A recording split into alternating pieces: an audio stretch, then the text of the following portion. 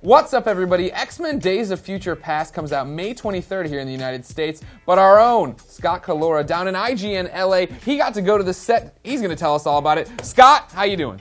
Hey, what's up, man? How's it going? Not much. It is going well. Here's my first and foremost question. Am I allowed to be excited for this movie? I love the X-Men movies, but a lot of people have been hating on them recently. People flip out every time there's a trailer. Is it okay to be excited? I think it's totally okay to be excited. Yes. Absolutely. All right, great. I mean, what more could you ask for? You're getting it seems like you're getting like 24 X-Men in this movie, you know? So right, every X-Man ever in a movie is suddenly back.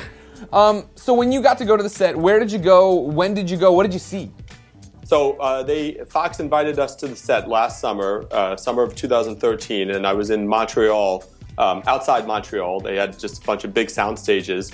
And it was cool, just went there for the day. They were filming on what was supposed to be the White House lawn in the 1970s. Okay.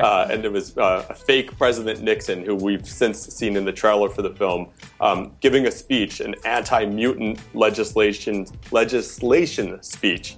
And on the stage with him was Bolivar Trask, who's the guy who invents the Sentinels, of course. Sure. And there was no Sentinel on set, and in fact, the production crew wouldn't even admit to us at the time that Sentinels were in the movie, but it was clear that there was going to be a CG Sentinel in the background behind Nixon or something, just by the way they were framing the shot. Gotcha. And meanwhile, Hugh Jackman and the Beast and Nicholas Hoult, who plays the Beast, and James McAvoy, who plays young Xavier, are trying to sneak into this press conference that's being held on the White House lawn. So that's what we saw filming. It wasn't like kick-ass action or anything like that. But yeah, you got the short end of the stick. No, I'm sure Hugh Jackman had his shirt on. He wasn't flexing his guns. He's just walking around. That sucks. So this brings up an interesting point, though, right? You were watching a scene from the past being filmed.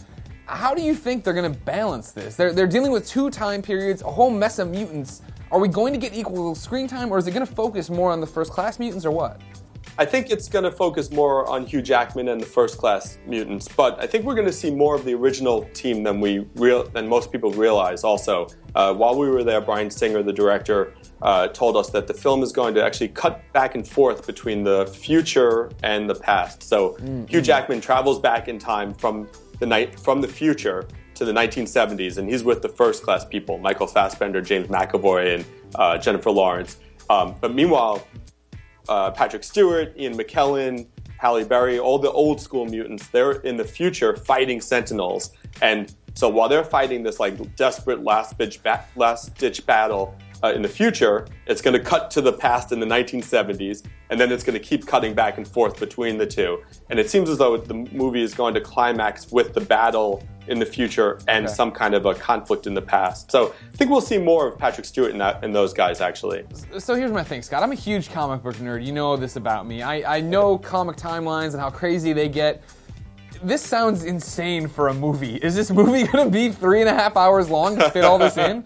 Well, there were reports that this is the biggest budgeted Fox movie since Avatar. I don't know if that's true or not, or if that was just a rumor, but it sure feels big, just the number of people that they brought into it. I hope it's not 3.5 hours long, because that might be too much X goodness, you know?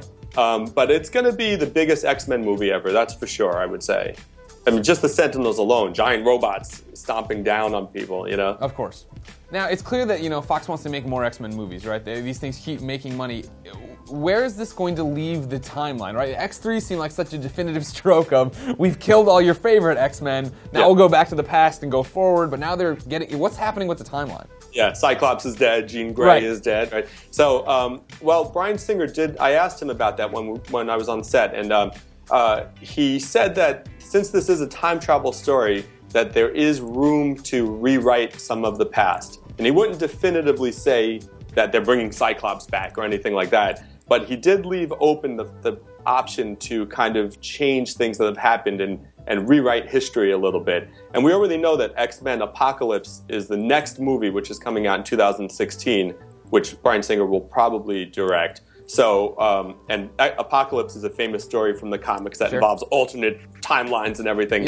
So I think that the gates are open. If they want to bring back Cyclops, they can. If they want to bring back Jean Grey, they can. They can do anything at this point. Well, great. Scott, thank you so much for your report. Thank you. Ladies and gentlemen, X-Men Days of Future Past opens May 23rd here in the United States. For everything about those crazy mutants, keep it here on IGN.